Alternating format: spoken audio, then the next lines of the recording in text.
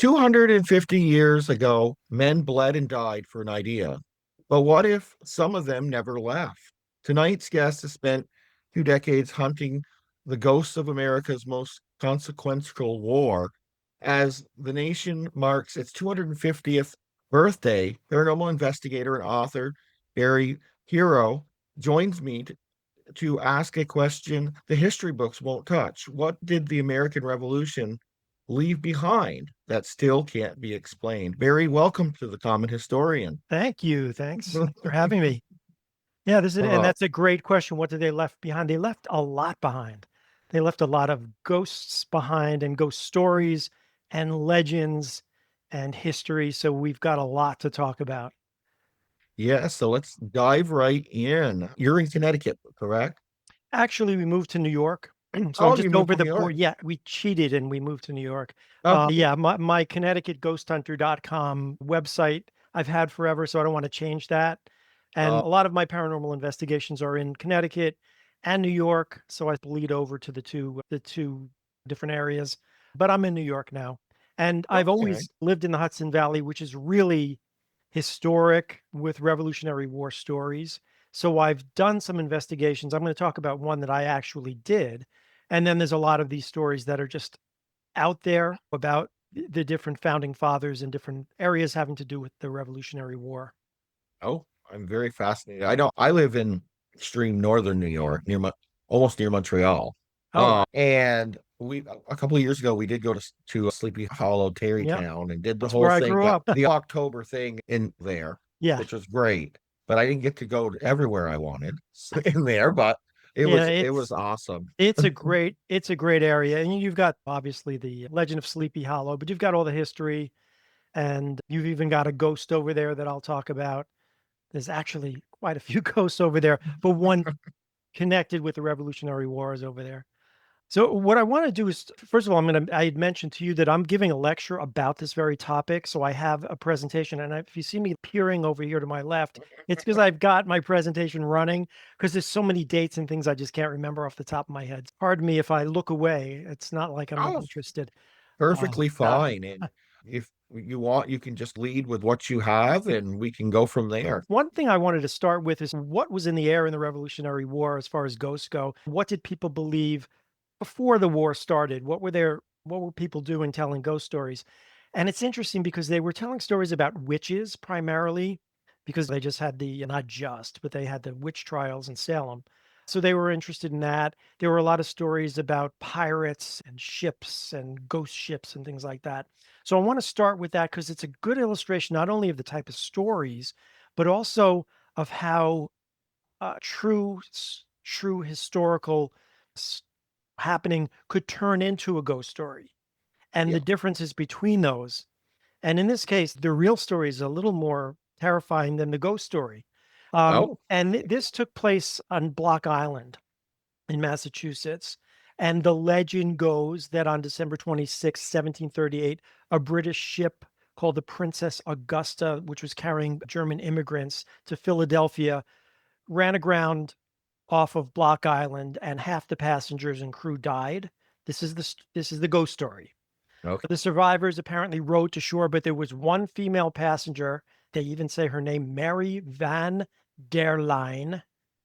Those are four different names. Mary Van der Line refused to leave the ship as it sank, either because she was driven crazy by the fire or she didn't want to go ashore because she thought they would be attacked by looters or something. And witnesses said that they could hear her scream as the boat was sinking and it's in flames. And soon after, locals began to see this eerie glowing ship on the horizon and hear that woman's screams. Interestingly, even though that's the ghost story, people do say that they see it to this day. But there is a really famous story back in the 1800s. A Dr. Aaron Wiley, a resident, said that he saw the lights. I'm going to read it here. The people who've always lived here are so familiar with the site that they've never given notice to those who don't happen to be present or even mentioning it afterwards. So it's so common, he said, that they don't even think anything of it. He says it looks like a blaze of fire 6 or 7 miles from the northern part of Block Island. Sometimes it's small, like the light from a distant window. Sometimes it's as big as a ship and wavers like a torch.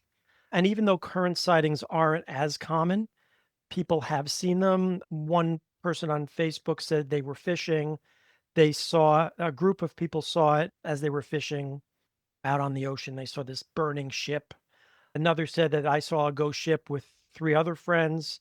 They said it again was a thick fog coming in, and then they see the ship coming in on fire. So people are saying that they're actually seeing this. But the true story is really cool. Now, because I'm a paranormal investigator, I know that sometimes you'll have a haunting that you have an idea, the homeowners have an idea what it is. They think they know what it is, or they're convinced they know what it is. But I get there and I'm like, we don't know what this is really.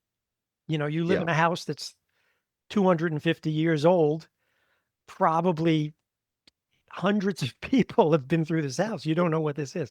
But the true story of this ship, and again, I'm telling this as an illustration of how things could spin from reality into lore.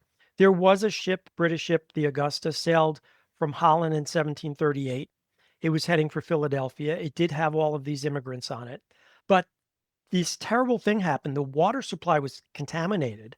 Half of those immigrants, there were 200, died.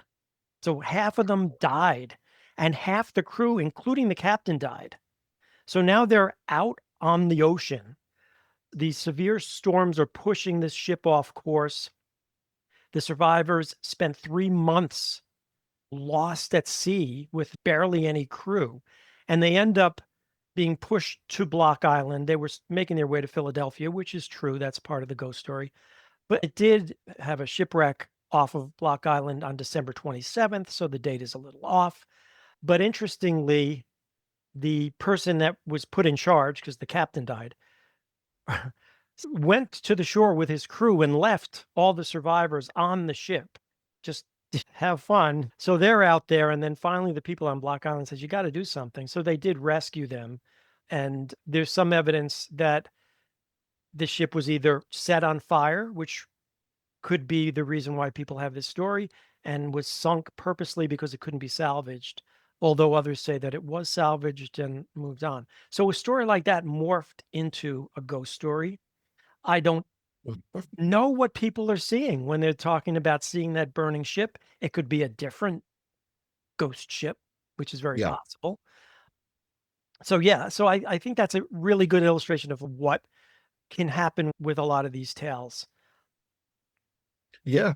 And I've put together an upcoming kind of library presentation as well when history becomes haunted. Ooh, And that is a good example. I have a yeah, few of them in my presentation as well from around the US. Not as old as that, I don't think, but yeah, that where the ghost stories there, but what actually happened is far from yeah, what it actually is. yeah, yeah. And like I said, sometimes the real story is more interesting than the Yeah. ghost story, or there's a little germ of the real story that made its way into became this ghost story. So it's really fascinating. Like I said, I don't know if I said it here or if I said it before, but I grew up in the Hudson Valley in Tarrytown, New York, which is now Sleepy Hollow. Yeah. And there are a lot of ghost stories and a lot of ghostly places there. And I've been to them, and sometimes I listen to the stories. There's a place called the Octagon House in Irvington, New York. Washington Irving's Yeah. it's where I went to high school. And the Octagon House is this really cool octagonal house. And they say it's haunted, but then you hear the ghost story, and it's one of those typical, oh, a woman's husband was lost at sea and she was on the widow walk and waited and she threw herself off. And it's always this dramatic, oh my God. And I would say almost every paranormal investigation I've done have not been that dramatic. It's a Yeah. ghost of someone who lived in the house, refuses to leave, or they don't know they're dead or something, but it's not everything is Indian attacks and Yeah. suicides and that sort of nonsense. Yeah. I know that many of the stories, maybe an older lady has died in a house, and then as the time goes on, she was murdered, Oh, yeah. or it gets as each telling goes, it gets a Mm. little more dramatic. Yeah, that's when I start to step back and say, okay, let's really look. And then I've got to dig into the history of these houses to say who actually lived here. Is there any? I'll go back in Proof. records. Yeah, I'll go back in records to see if there were any murders or bad things that happened even nearby. And usually it's not, and it's just a regular haunting of somebody who just never moved on for whatever Yeah. reason. And sometimes you Yeah. don't know why. Yeah. I Oh yeah. do, yeah, I do want to move on to the big man himself, George Washington. Oh, Because okay. there are some ghost stories associated with George Washington. He was born in Virginia in 1732. He was really bright. When he was 16, he became a surveyor, and then he joined the Virginia militia at age 20 and was promoted to lieutenant colonel when he was 22. So he moves up the ranks. Of course, he's responsible for winning the Revolutionary War, using his brilliant skills to win that war. I wish I could show you, and you may want to look it up on your own because it's really cool. But we don't really have a great idea of what Washington looked like. We've got paintings and drawings of all of our founding fathers and these people. But Washington, we have a life mask that was made when he was 53. So it's not a death mask when he was old and dead and creepy looking. He was this handsome guy, and there's been some really nice AI generated images based on that life mask. So you could see what he looked like. He was really tall. He was 6'2", which is much taller than everybody back then.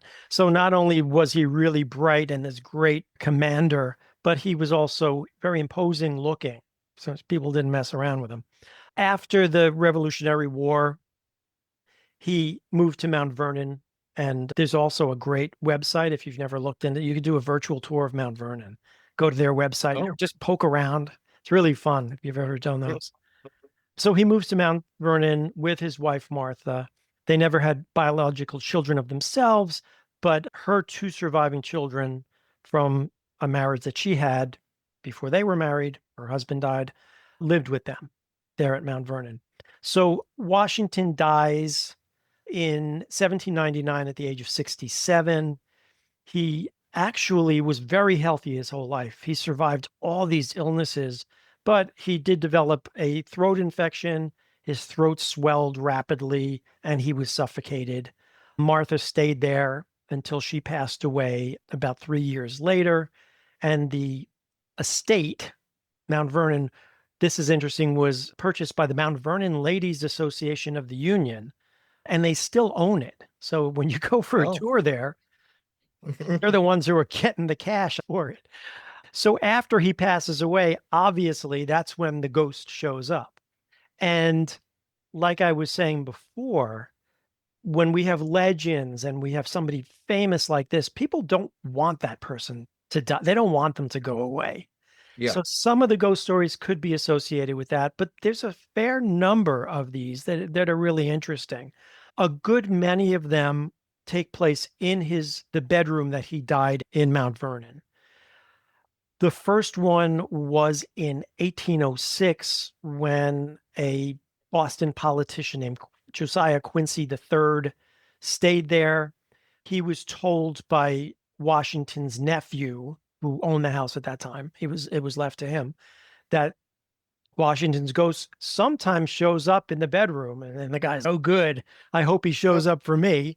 So he got himself all primed for it. And then apparently the next morning he said, oh my God, Washington did appear to me. Now he told his whole family about this. He spoke about it his whole life, how he saw Washington's ghost.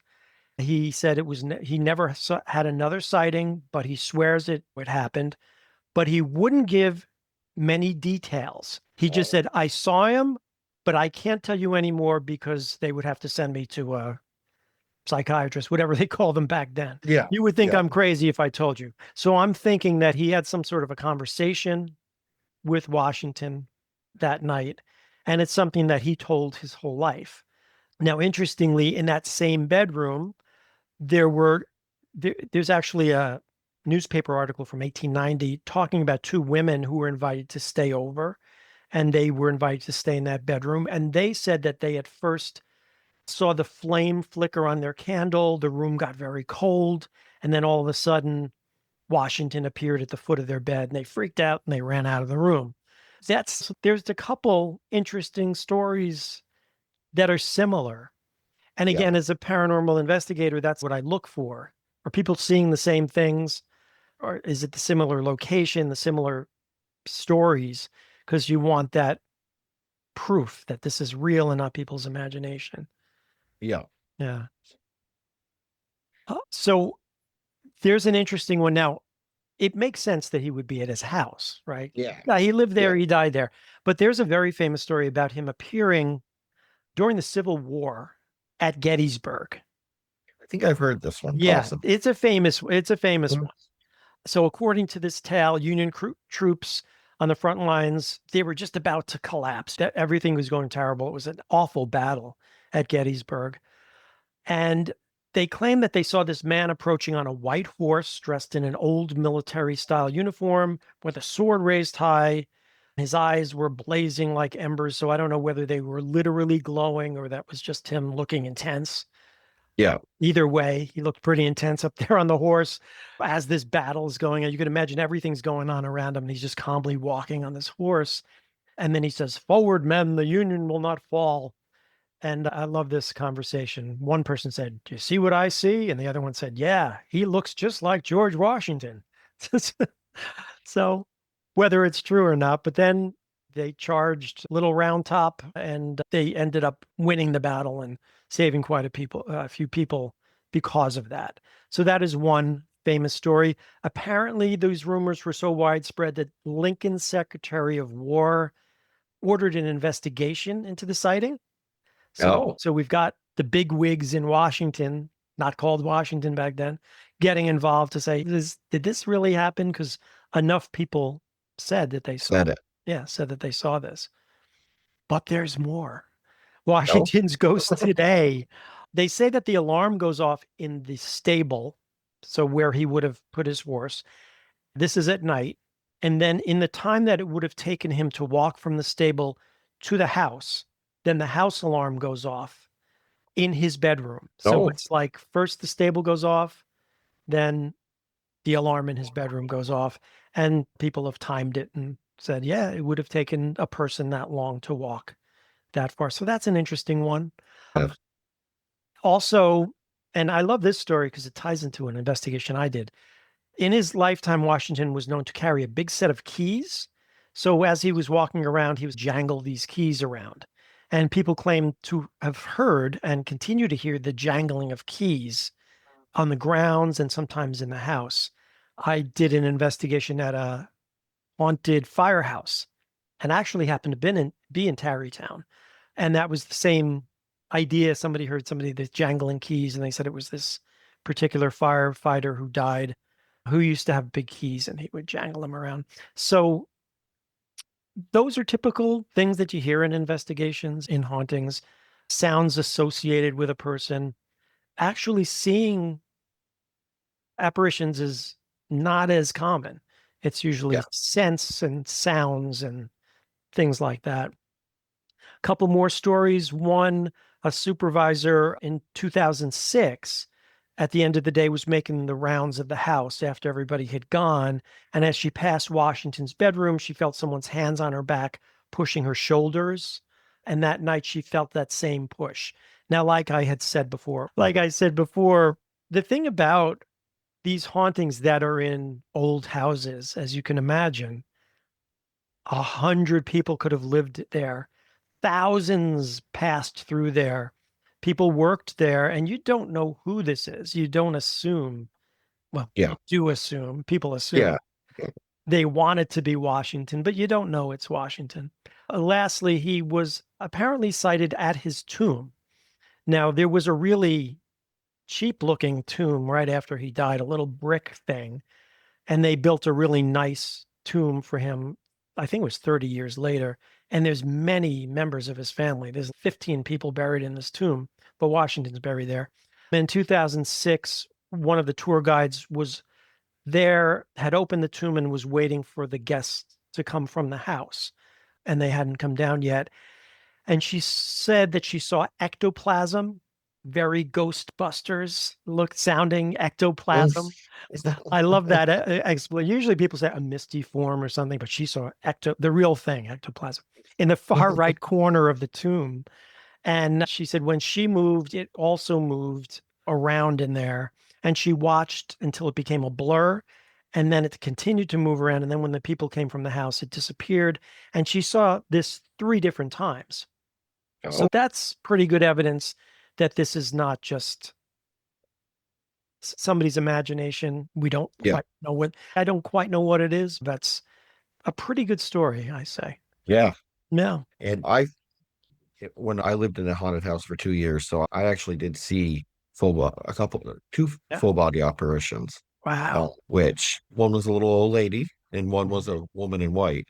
I've seen a couple on my investigations. My favorite, and I don't know if yours were they very realistic? Yours, did they look like real people? I thought the old lady, I really thought was my wife's grandmother that lived with us, and it Mm. was not. The one I did, I was in an investigation. This was in New York State, and the front door was broken. It was this big kind of mansion.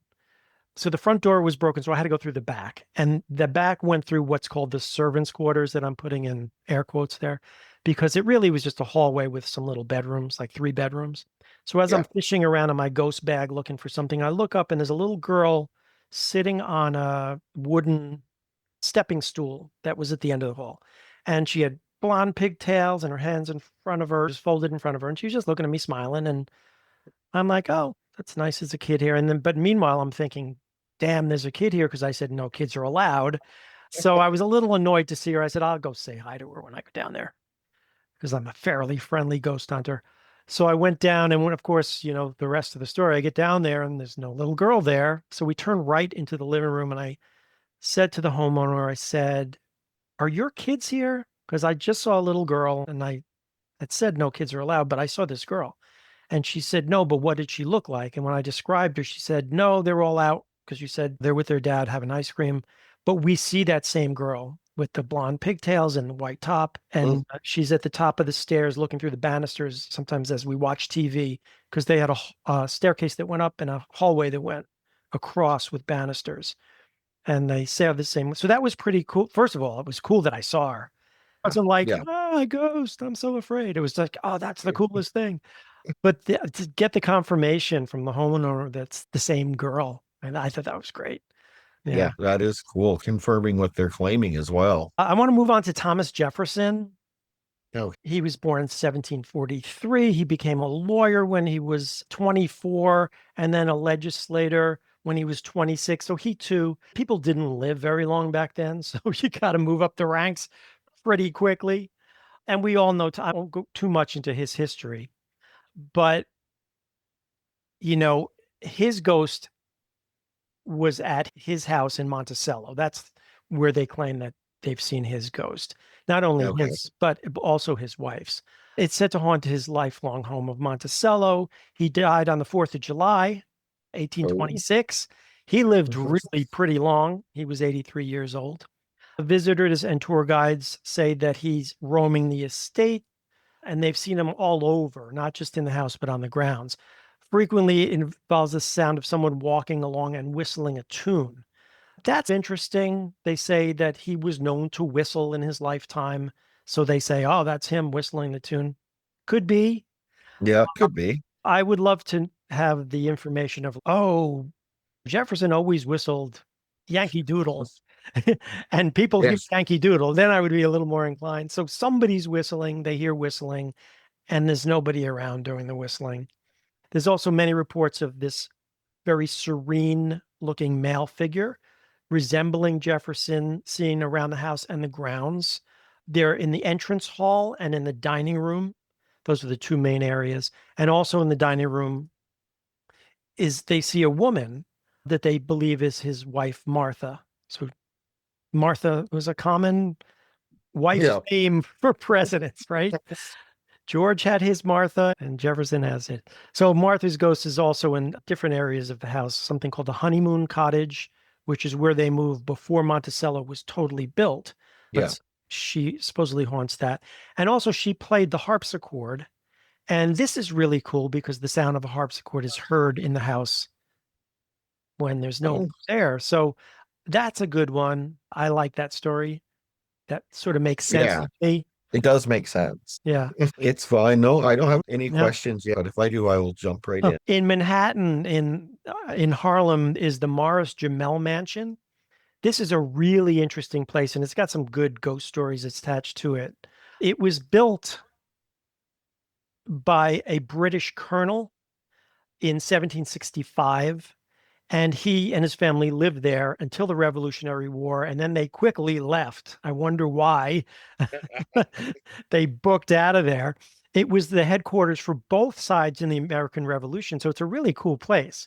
The British had it for a while, and then Washington took it over from September 14th through October 21st, 1776. So he was there a month. And from there, because it's on a hill, he could see all the way down to the Hudson River and to the Harlem River, which had another name at the time. And he could tell his troops what to do during the Battle of Harlem Heights, which was September 16th. So that's interesting that he was there. It after the war was sold, it became a tavern. Then this is really interesting, and you got to kind of follow me here. A rich French merchant named Stephen Jamel bought the property, and his wife Eliza Bowen Jamel, who was rumored to be a prostitute at one time in Rhode Island, she turned the site back into a home. Stephen has this freak accident where he falls off of a horse onto a pitchfork. Ooh, wow, No, wow. ouch, major ouch there. Yeah. And he is brought back to the house, still breathing. They wrap him up so that the bleeding stops, but he's in really bad shape. He does die, but it's rumored that Eliza was responsible for his death, that she undid these bandages in the middle of the night and he died. Who does she end up marrying but Aaron Burr, who we Oh. will get to in a little while, famous Aaron Burr with the duel. But their marriage wasn't a good one and they separated after just 4 months. He died in 1836. I'm sorry, 1836, just 3 years after they were first married. On the day that he died, the divorce went through. But she continued to live in this house until 1865, and then it became a mansion in 1904. Was given tours. Now, I need to talk about Burr before I get to the ghost stories in that house because it's not going to make sense otherwise. So we know Okay. Aaron Burr. He was one of the American founding fathers. I'm going to skip a lot of this stuff about him. There's a cool death mask. You could look up his death mask. He was not a very handsome guy, but he was dead. So what do you expect, right? But the haunting is said to be in Aaron Burr's bedroom. Even though he wasn't there very long, that's the bedroom that supposedly is haunted. I can't play it for you, but you might want to look it up or I could send you the clip. There is a great EVP that was captured there by a ghost hunting group, and they play it on this show. And again, I could send you the clip. And Okay. it's a good one. It's a good one. It sounds more like a woman. It does not sound like Aaron Burr, but Okay. it could be his wife. So there's that. And we'll talk about the duel in a little while, but it was his house, at least for a short time. But in 1964, after it was turned into a tourist place, a teacher brought a group of students there, and the tour guide wasn't there yet. The place wasn't open yet. And this woman came out onto the balcony. It's a very cool house with columns and a balcony. And she came out and says, "Oh, children, be quiet. My husband is very ill. You have to be quiet." And they said, "Okay, we'll be quiet." So then they go in, they tell the tour guide as they're going up the stairs, the kids, "Oh, that's the old lady that we saw come out. The woman that we saw told us to be quiet." And it turns out that it was Eliza Jamel, Burr's wife for a short time, who lived in this house. So that's a cool story. The kids actually Yeah. recognized her from the painting. There was no reason for her to be there. And I like that story. Yeah. I went to Princeton Cemetery because I think that's where Aaron Burr is buried, I believe, Is he or his really? Yeah. father. Yeah. Yeah, I'm him not and sure. his Yeah. father. Pretty Yeah. sure.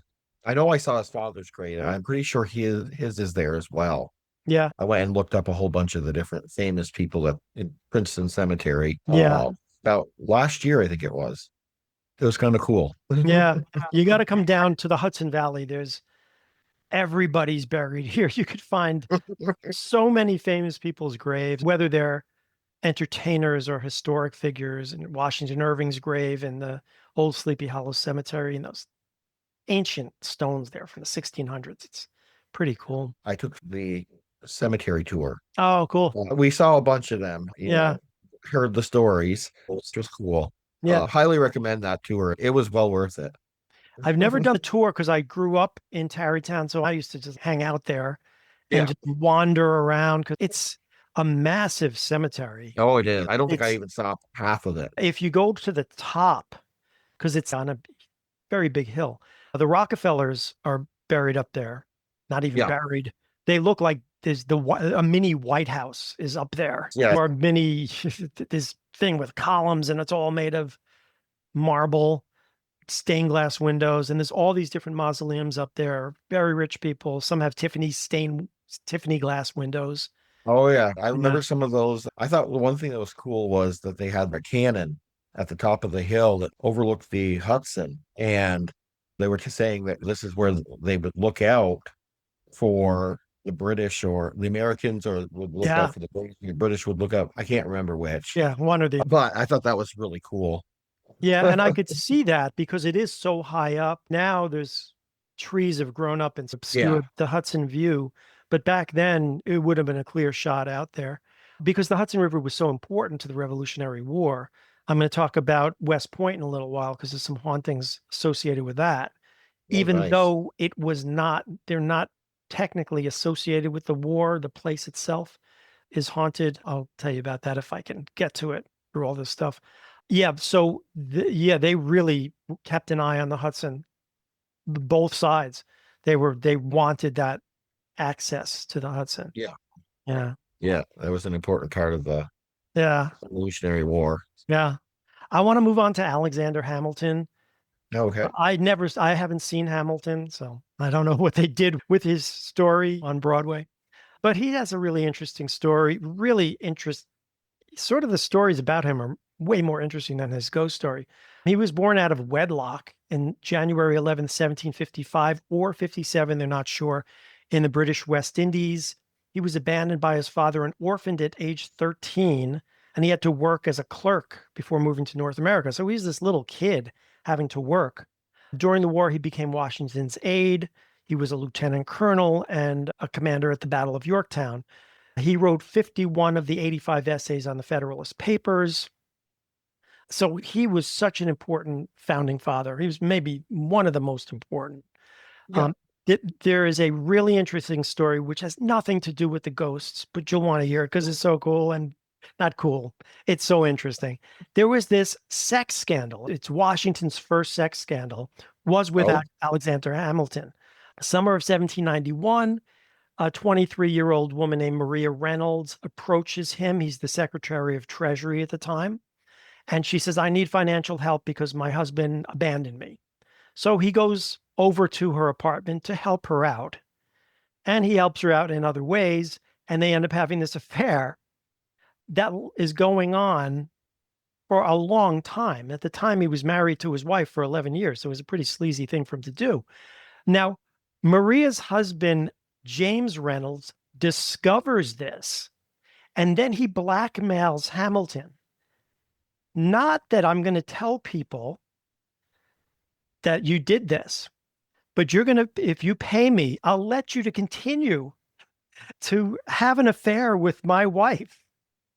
So Hamilton agrees, and he pays him all this money, about $1,300 in installments, which is over $35,000 in our currency today, to continue this affair without interference, which is really bizarre.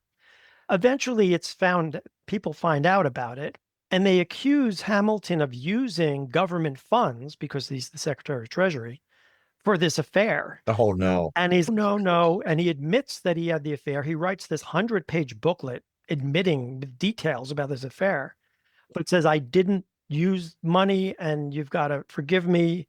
And he said the husband and the wife were in on this together. They blackmailed. She knew when she contacted me that this is what they were going to do. Husband knew all the while, which was kind of obvious. And they just wanted money. Now, wow. Yeah, so that's that. And interestingly, and I'll talk about it a little later, she eventually divorces her husband. Who is her lawyer? Aaron Burr is her lawyer, which I thought was great. And Aaron Burr is about to have a duel with Hamilton. So I just think this, you can't make this stuff up. No, you can't. So during 1804, during the gubernatorial campaign, Hamilton wrote this newspaper letter and he called Burr despicable, running for governor. And Burr says, take that back. And Hamilton says, no, I refuse. He loses the election, and Burr feels that his honor was damaged and maybe partially lost because of this letter. So he challenges Hamilton to a duel. Now, here's something that people don't know. This wasn't Burr's first duel.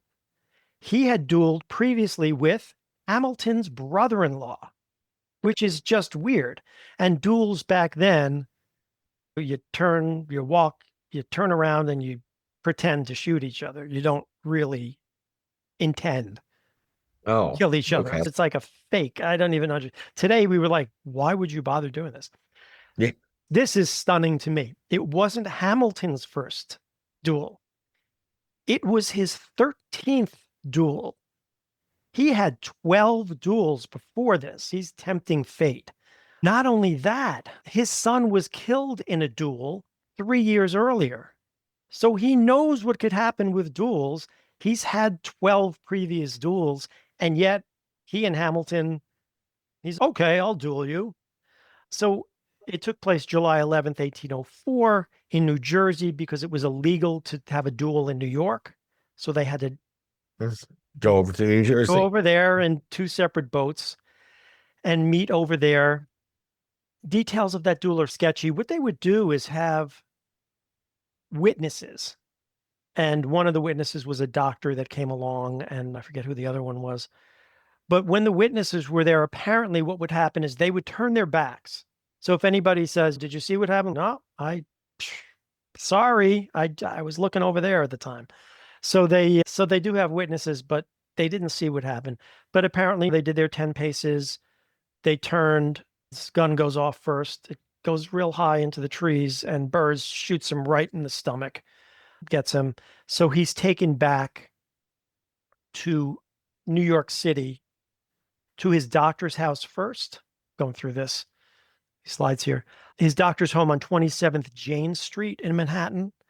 And this is where things kind of get a little strange as far as ghost stories go. And you may have heard this. Yeah. It was built later, much, much later. I discovered it was built on the site of an old farm, an old farmhouse. And it made sense to the things that we're experiencing there. So Hamilton is brought to this house in Manhattan, but it no longer exists. There's an apartment building there. And people say that apartment building is haunted with his ghost. Well, We'll talk about that. Also, the first bank of the United States in Philadelphia, that was his creation. Apparently, he haunts that. People have seen him walking through the halls, very forlorn looking. People surmise that it's because he's guilty at having been killed in this duel and leaving his wife with no money, but he's hanging out there. And also, he's said to haunt the area where he's buried, which is Trinity Church in Manhattan. You could go to visit his grave there. His wife is also buried there. And those are sketchy as far as you ask, as far as I'm concerned. People claim to hear walking on the gravel. If you've ever been down there, it's down in the Wall Street area. It's noisy down there. I couldn't tell you if it was gravel I'm hearing. They said they've seen somebody dressed in old-fashioned clothing by that tomb, so it could be him, but it could be anybody because that church goes way back. yeah. There were actually 3 Trinity churches there. The first one burned down in 1770 something when the British were taking over, and that caused a big scandal. They rebuilt it, then that one collapsed because of snow. It's kind of like the Three Pigs. That collapsed because of snow, and then they built the real strong brick one, and that one's still around. So his grave is said to be haunted as well. I just want to say a little bit about that. There are instances where people can haunt more than one area, and that's because some hauntings are residual hauntings. I'm sure you've heard that expression. Yeah. before, Yeah. and your listeners and your watchers have also heard that before. And if you haven't, it's just almost like a tape loop playing over and over. It's not the ghost that you see, if you see one, is not conscious because it's not really a ghost. It's more like a hologram that sort of Yeah. just kind of pops up and goes away. So you could have one in Philadelphia and have one in New York by the tomb, and you could also have one in the apartment building. And it wouldn't mean that somebody's lying. It just means that it could be a different type of haunting in those places. Hans Holzer, that investigator, Yes. we all the godfather of ghost hunters, right? Yes. Yeah, Hans Holzer did an investigation of Hamilton's ghost in those apartments. Have you read his books? I I really, have not. if yeah, you'd be entertained by them. I think they're charming at this point. He was really interested in this. He did some good investigations, but he relied heavily on psychics telling him what was going on. He got some photograph evidence, but a lot of it was just what the psychics said. He was also involved in the Amityville horror case, and he had a whole different take on it than everybody else. So he Oh, was an interesting guy. But it was interesting when they went to the apartment. Now, things had been seen there. Somebody dressed in Revolutionary War era clothing was seen in the apartment. And then the other things were just toilets flushing on their own. Who knows what that is? But the psychic did come up and with some interesting things. She said, I see people on the water. I see two small boats. She said it took place at dawn when it actually took place at dusk. But if you're seeing hazy light, you may not. yeah. You might mistake in that. Yeah. So I thought it was, she came up with some really interesting things when she was there. She said that he was associated with George Washington and Lafayette, which he was. She said that he died young and there was fighting in a boat. He died relatively young compared to today's standards, and there were boats involved. So he wasn't on the boat, but I can't say there was nothing to it. But again, I don't know that it was Hamilton. It could be somebody. Could have been anyone. Yeah, it could have been anyone. Because even some, that wasn't all, some of the evidence that she presented or some of her impressions were not in line with that incident. Now, she could have been Right. picking up if it was a doctor's office and people are dying there in the 1700s. Again, it could be anybody that she's picking up on. Yeah. Yeah. Very true. Yeah. I'm going to move on to John Jay. Now, the John Jay was one of the founding fathers. I won't go too much into, his background, but his house that he retired to is in Westchester County in Bedford, New York. Okay. The first ghost hunting group that I was in was asked to come to the John Jay Homestead by the head tour guide because the tour guide said this place is really haunted, and you can you come over just so make sure we're not crazy. So we ran this investigation. We had this amazing thing happen while we were there. It wasn't a physical thing. So John Jay, there were slaves in this house, and they lived in the upper floor. It was a really nice house. The upper floor, though, they were nice little bedrooms, but it was just the top of the house. They had very small little rooms. So the two women I worked with at the time were very intuitive, and they singled out this one room as being really haunted before I even got there. And then I went joined them another day. And while I was there, we're talking, and it really felt awful in this room. You could really feel this heaviness in this room. And when I got home and listened back to my recording that I made on a digital recorder, you could hear this woman yelling over us. As we're talking really quietly, Karen was the investigator. She's saying, I don't think she made she was picking up on both them were picking up on a slave girl or young woman who died in this room. She had a fever, she had a rash. It may have been one of the many plagues that were going around at the time. And as she's saying, I don't think she made it. I think she didn't make it. You hear this woman, I could send you the recording and you could play it. And she's saying something like, I don't know, rescue me. It ran over me. I can't understand what she's saying. And then she said, people going to go kill him.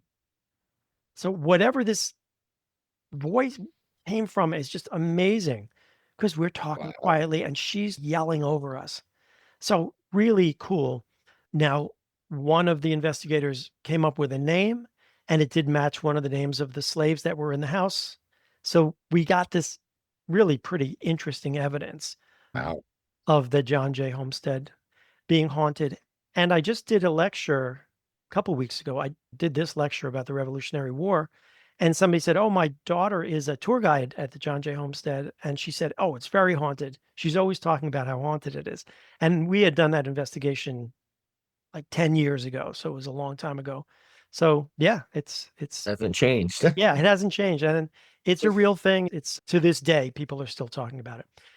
Wow. Yeah. I want to go to Tarrytown or I want to go to Sleepy Hollow. Okay. Now known as Sleepy Hollow. It used to be called North Tarrytown when I lived there.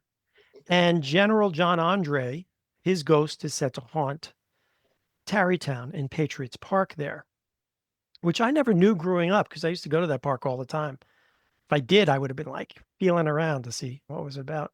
No. Andre has an interesting story. He was a British Army officer, served as the head of the British intelligence. He was really young. I think he was 28 or 30 at the most when he died. But he secretly was in with Benedict Arnold, and Arnold offered him to turn over control of the West Point, fort at West Point, to the British because Arnold was fed up. He felt like he didn't get his promotion, so he's going to screw everybody and turn this over to the British. If the British got West Point, they probably would have won the war. Yeah. Is the reality, because it was that important. Andre gets these papers outlining this whole plot, to take it over. And he ends up having to sneak back dressed in civilian clothing. He's captured in Tarrytown in Sleepy Hollow. And there's a monument there where he was captured, not to him, but to the people who captured him, because we didn't want to give a monument to this traitor. Yeah. He kept these documents in his stocking, and they pulled off his stocking and found them and took him away, arrested him, put him on trial, and he was hung in Tappan, New York, for being a spy. It's interesting. People didn't really want him to be hung, even our side. They said, come on, it's not really his fault. Meanwhile, Benedict Arnold escaped. Yeah. Which is part of the ghost story. Andre is hung in Tappan, but they say that his ghost haunts that park where he was captured, not the place where he was hung in Tappan, but where he was captured. And in this case, it's that type of haunting where they're hearing sounds. They hear horses' hoofs galloping and then stopping right at that spot as if it's reliving that moment. Interestingly, after he was hung in Tappan, he was buried under the gallows, and his body was exhumed. I think it was 3 years later. I could be wrong about that, but it was taken back to England. So he's buried in Westminster Abbey in a proper, honorable place, but that's where he was originally. So the haunting is in Tarrytown in that area. Also in a place called the 76 House in Tappan, New York. It's America's oldest restaurant. Apparently he was brought there before he was put on trial. So he spent some time there, and that restaurant is said to be haunted. I don't buy that it's him though. There's a lot You think it's something else, someone else? Some of it is there's a female dressed in colonial clothing. So obviously it's not him, unless he was in disguise. And then there's other things that are felt there. And there's supposedly a little boy in the attic. So I want to get over there because I just learned about this myself. Yeah, that sounds cool. Yeah, it's a really cool place. Yeah. You have any questions? Anything you want to jump in with? No, I think you're telling lots of great. Yeah, I got tons of stories here. I got to watch my time here, but yeah, we could go over a little bit. I want to talk about the West Point haunting. Okay. It's really interesting. It's one of those things that West Point is associated with the Revolutionary War, but there was no fighting that was ever done there. It was a really important part of the Hudson River because there's a bend in it. It gets narrow there. And there's a bend in it, so it's hard to navigate to begin with. So what the Americans did was build this huge chain. You may have heard the big chain with these 2-foot long links that went straight across the river from one side to the other so that the British couldn't get ships to go up or down it. Then this is why Hamilton got involved in that scheme, because Benedict Arnold knew that this was important. Yeah. And they had this chain across. The British did break through the first one, and then they rebuilt it and they made it stronger and they did something else with it. And they never even tried again after that because they said, we can't get past this thing. So it's a really important part of the Revolutionary War. And again, there was never a war fought there. Washington said it's the most important part of the Hudson Valley for us to have control of. Yeah. So I'm going to jump ahead here. So it's known as the ghost of room 4714. And back in 1973, 2 cadets were staying in this room. It's a really interesting story. Many witnesses to it. So the first thing that happens, one is taking a shower. He sees the knobs on the shower turning from hot to cold or cold to hot. The toilets are flushing by themselves. Different things are happening. It's not in the room. It's not near the room, but that's what's going on leading up to this. He and his roommate are in this room and they start to see this ghostly soldier that's just standing in their room. They actually drew a picture of it. I've got a great recording of him telling the story. I searched all over for this and I found the guy telling his own story. But they saw this ghost, I'm trying to pull up the picture, but you can't see, but I can, of a ghost that they said was dressed in clothing from the 1800s. They saw the ghost several times, like 7 or 8 times.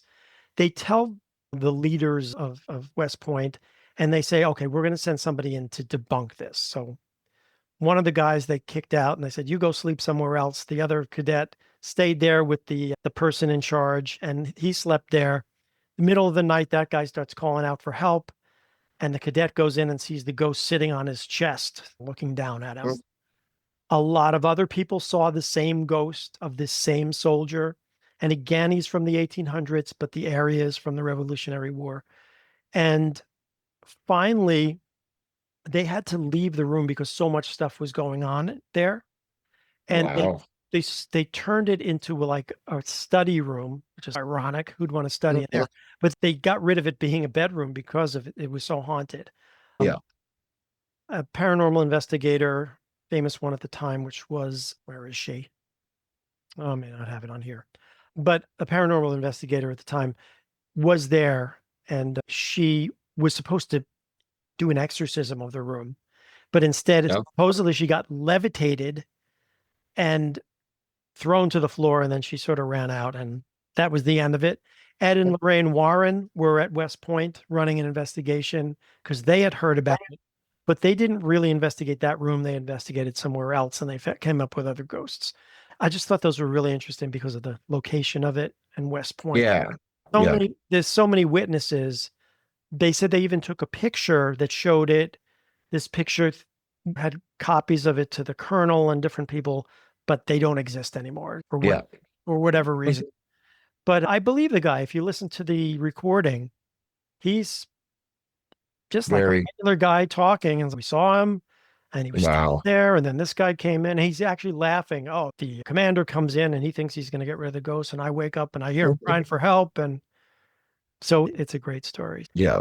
I think we're going to wrap up here. I did want to give you, where can people find you, or if they want to book you for a library lecture or anything like that? My website is ConnecticutGhostHunter.com.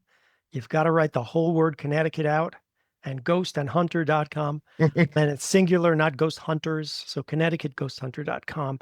There's a contact page. There's a lot of stuff there. There's a lot of EVP examples that I did post it from my investigations. I also have my podcast, which is Haunted Happenings, that you could hear on Spotify and iTunes. I release about 2 episodes a month. I sometimes have guests. Most times I'm investigating things myself and talking about different things like shadow people and every other paranormal thing you could think of. Yeah. Yeah. So you could listen to the podcast there, and you can contact me through my website. Okay. Yeah. I thank you for coming on here today and telling a lot of these stories. I know you had a lot more of them. Maybe some of my listeners can catch some of your library lectures or wherever you're lecturing. Yeah. Most of them are in New York State. Some are in Connecticut, in the Westchester area, and then Connecticut, all over Connecticut. So you Yeah. might catch me if you go. And go on my website. I have the dates there. Yeah. So but I appreciate you coming and telling a whole bunch of great stories celebrating the 4th of July Yeah. and America's 250th. So this is a very special 4th of July episode of The Common Historian, 250 years of history. If this episode opened your eyes and raised a hair on the back of your neck, and do me a favor and hit the subscribe button. Leave us a comment below telling which story you like the best or which one was the most interesting to you. Share this with someone who loves American history because these were some great stories. And I will put your links in the description below as well so that they can check out your website. And if anyone's interested in booking you or anything or want to check out the EVPs that you have on your website, they can do that. I'm Jeremy, and remember, history never truly dies. It just finds new ways to haunt us. Happy 250th America, and I'll see you next time.